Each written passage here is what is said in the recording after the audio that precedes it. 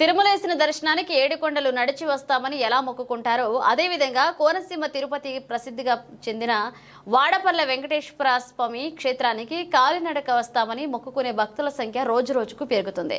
మునుపెన్నడూ లేని విధంగా సుదూర ప్రాంతాల నుంచి బస్సులు, కార్లు, ఆటోలు వంటి వాహనాల ద్వారా ఈ వాడపల్లికి చేరుకుంటున్న సంగతి తెలిసిందే. అయితే ఉమ్మడి గోదావరి జిల్లాలో చాలా మంది భక్తులు కాలినడకన వస్తామని మొక్కుకుంటున్నారు. ఆ మొక్కులు తీర్చుకుంటున్నారు.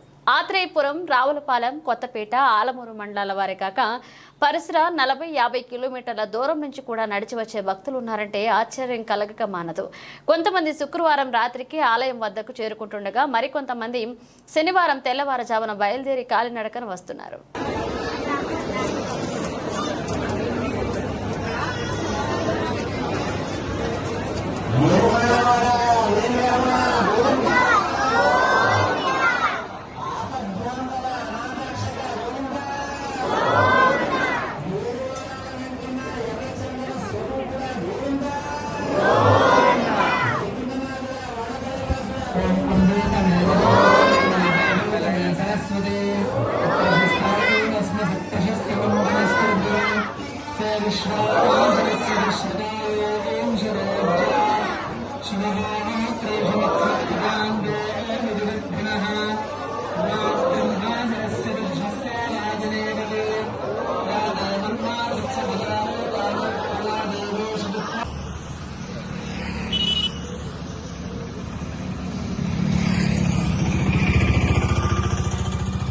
కడిపిలంగ నుంచి అండి, తూర్పుగోదావరి జిల్లా.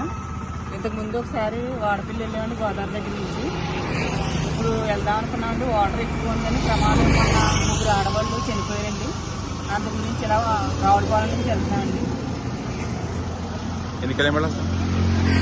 25 కిలోమీటర్లు అండి.